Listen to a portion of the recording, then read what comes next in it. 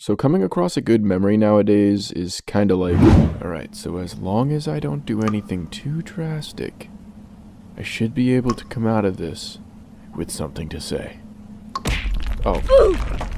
But every once in a while, an ancient gem will make its way to the surface, and I'll make a video about it. Sorta like the time me and my friends broke into the zoo. Yeah, that.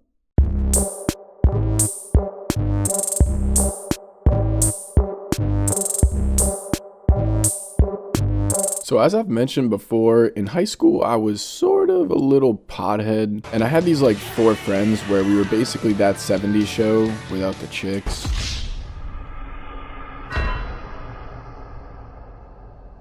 And we would like chill each day, smoke, and either do something crazy, or we would— Yup, those were the days.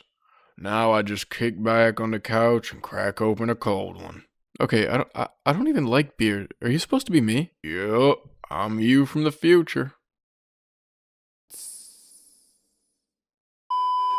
So we'd have to chill in these hidden spots because, I mean, let's be honest, we all know the 5-0 be lurking. And we were like the NWA of our town. Except, you know, none of those letters and nothing really like NWA. But yeah, this one time we chose to chill at the local park, which also happened to be tied to a zoo. And we didn't think anything of it. It was wintertime too, so the park had like this huge lake in the front. It was like all ice. So the first thing we did was challenge ourselves to walk to this little island in the middle of the entire frozen lake. And the whole time we were doing it, I was in the back and I was having a panic attack thinking about that one Narnia scene where all the ice starts breaking and people start dying. And I was bugging out, man. I couldn't handle it. But for whatever reason around that time of year, our weird thing was after we smoked, we liked to climb things. Like weird stuff, illegal stuff. You'd have to be baked to try and climb that stuff.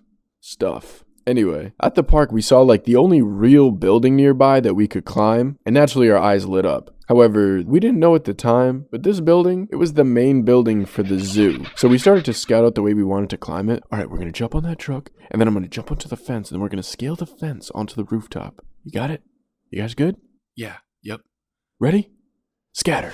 So when we finally got up to the roof, we heard a car pulling into the main parking lot. And I forgot to mention, it was almost midnight, so ain't nobody coming by to pet the rhinoceros at this time.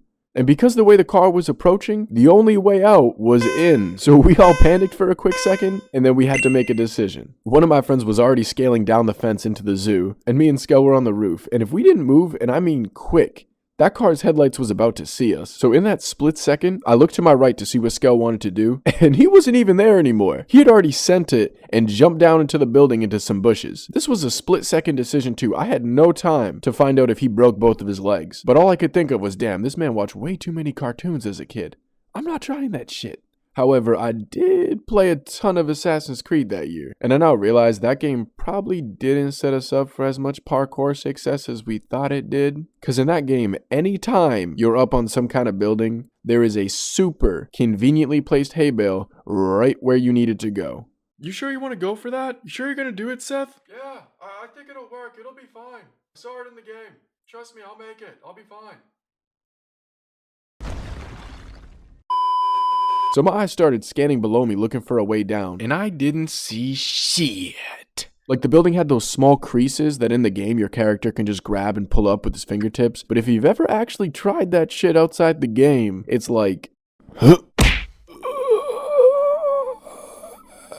it was that, or I was just gonna send it all the way to the ground and do one of those perfectly timed somersaults, because it like, you know, absorbs the shock or whatever. Even though that too probably wouldn't work as expected. But I had no time to consider reality at this point. That car was coming, and I was Ezio Auditore. So I lowered myself down to free hang from the roof, and then I jumped at the building and I springboarded off it. And as far as I can remember, I either totally nailed it and then swan dived into a hay bale that was waiting for me, or I smacked into the wall and fell all the way down and busted my ass. But we all know what adrenaline is like. You just keep moving regardless. So then once I eventually made it to the ground, we all looked at each other and no words were needed. We booked it. It was dark and we had no idea where we were running. I just didn't want to look up and realize I like ran into the gorilla pit or something. Fuck, I burned my burger. And then as we were running, I noticed that there were cameras all over the place because, you know, we're in a zoo. And I was thinking as I ran, wait, isn't this like a huge felony or something? Oh, and I didn't want to use my Flying Raijin jutsu, but I'm not getting locked up. I'm too pure for prison. And plus, I'd have to Andy Dufresne my way out of that bitch. And now I don't feel like crawling through sewage pipes. And I was at the other side of the park. When my friends eventually caught up, we were at some huge fence at the opposite end of the zoo, and we just knew we had to go straight GTA and hop that bitch. Once we got over it, we all booked across the park at light speed. Skell started the truck and me and Jay just hopped into the bed and he peeled out. As we were leaving, I looked down at my arm and I had this huge cut going down my entire forearm, so I either didn't make that descent after all, or when I went Grove Street on that fence, I got gutted. Either way, we made it out alive and just in time for another jibber. And I burned my motherfucking burger too.